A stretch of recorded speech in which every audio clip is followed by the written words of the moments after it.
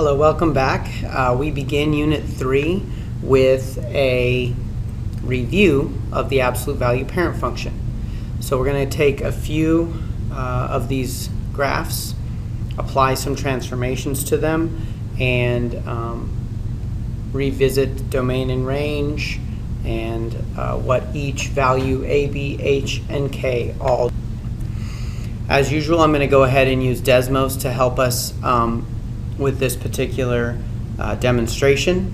So go ahead and fill these in from the notes and the Desmos program that I pop up here in a moment. Question number 1 is the absolute value of x plus 5 minus 2. Remember, the value inside the absolute value will move left and right, while the value on the outside of the absolute value moves up and down. Our first graph. Go ahead and sketch the parent function. That's what the instructions state on each one of these, and then we'll go ahead and take a look at each parent function or each transformed function respectively. So in question number 1, we go to the left 5 and down 2. Everything else is consistent. You'll notice here in this particular problem that there is no reflection, and our domain is going to be all real numbers, but the range will be from -2 to infinity. Now, whichever notation you're more familiar with is the notation that you're going to want to write it in. So for this particular example, I will go back, but for the rest, you'll just be filling in the domain and range on your own. The way that I'm going to fill in my domain and range is going to be -infinity to +infinity using interval notation, and my range is going to be -2. Remember, that's included to infinity. If you guys are more of the mindset of set notation, remember you have to identify your variable, and it's all real numbers. With my y, I can't do the same thing.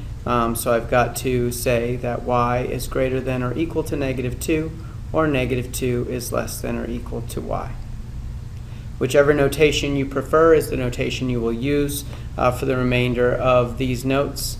Just be familiar with both in case you're asked to solve it a specific way on any tests or quizzes coming up shortly. This one, number 2, is the negative absolute value of x minus 4. The value -4 moves to the right 4 units, and I get a reflection across the x-axis vertically. So we'll turn off number 1 and turn on number 2. My domain is still all real numbers. There's no restriction on that. However, now my range is flipped. -infinity to 0 would be the interval that I would use. 0 is included, therefore it would be a bracket. Remember, when we're stating domain and range, we always start with the smallest value of the domain and range. Question number 3. I have -1/2 absolute value of x minus 1 plus 4. The negative, again, has that vertical reflection. The 1/2 gives me a vertical compression of 2. I have a rightward motion of 1 and a down motion of 4.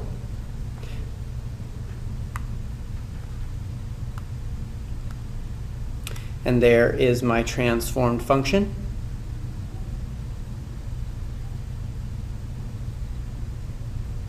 The domain is still unrestricted, all real numbers. The range, however, is going to be -infinity to 4. Question number 4. 2 absolute value of -x plus 5 minus 1. Now, before we begin here, I want to go ahead and caution you. Please remember that when you're looking at transformations and you're identifying transformations properly, the value of the coefficient of x must be +1. Now, because the coefficient of x is a negative number, I must do a little bit of algebra here to solve this problem properly. So I'm going to go ahead and rewrite f of x equals 2 absolute value of negative. Now, in order to do this properly, I've got to factor the negative out from this quantity right here. That's going to be -x and the plus turns to a minus, minus 5, close my absolute value, minus 1. So please keep in mind that this is exactly what you're looking at when you're looking at this particular transformation. Note, because there are no parentheses around the original, that means that this negative value has been distributed throughout the entire quantity inside of the absolute value bars. If you do not do this, you will not get your answer correct. Your reflection will not show a proper placement in the proper quadrant of the coordinate grids that you're trying to put this transform function on. So now that we have this transformation in place, now you'll notice I have a vertical stretch of 2, a reflection from left to right across the y-axis, movement to the right 5, and down 1.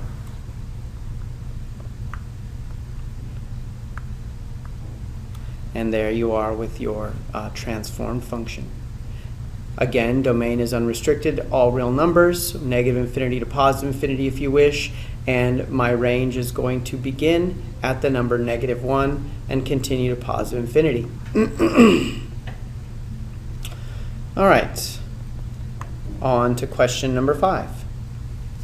We want to find the equation of f prime of x. That little tick mark there is known as a prime, f prime of x.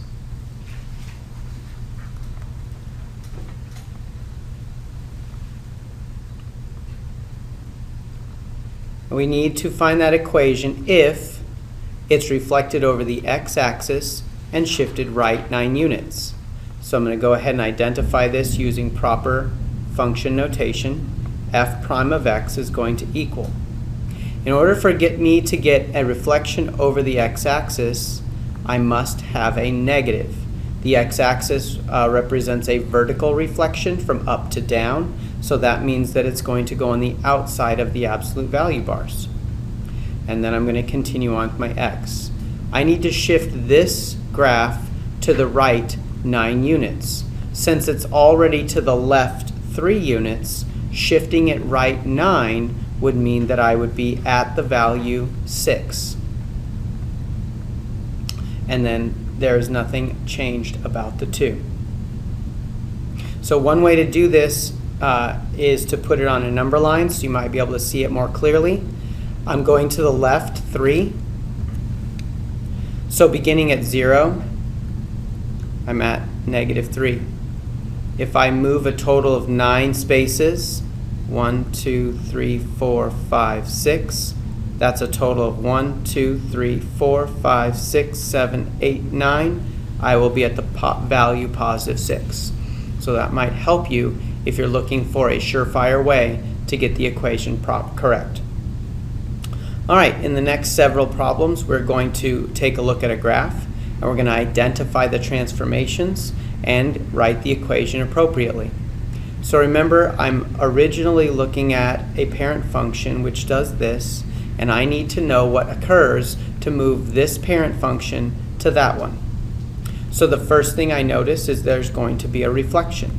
So I'm going to go f of x equals negative. I also know from my critical value work that if I go over 1, up 1, I'll be back on the graph again. Now this is not the case.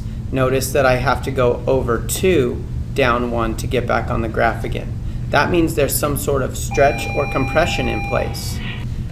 I'm going to go ahead and make this a vertical compression by turning it into 1/2. And then what I'm going to do is I'm going to note that I went to the right 2 and down 4.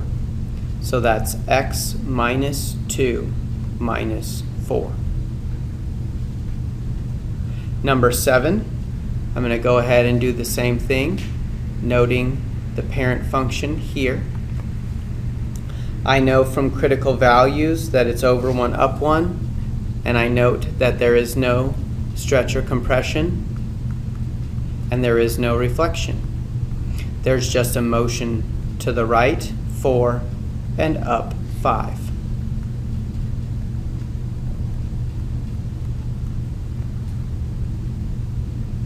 Question number 8.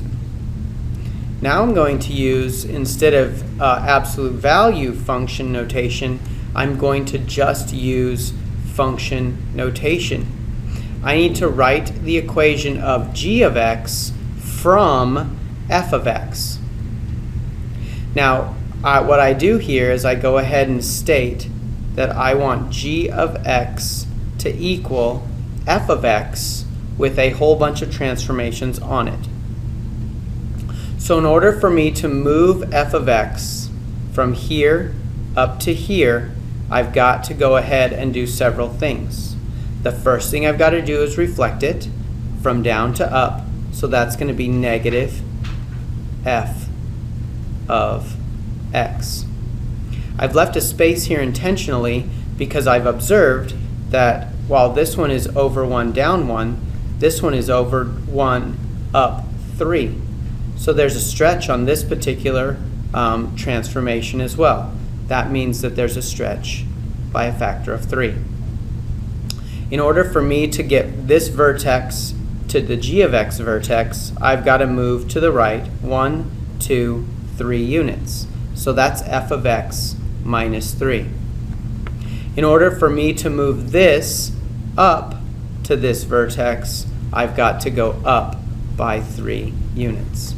So notice that function notation simply uses f of x, or whatever term we're actually dealing with. It could be g, it could be h, it could be s, t, or r of x, and we're simply stating the transformations there. We don't need to have the equation of the original function. We just have to acknowledge that we're using the original function by using f of x instead of g of x.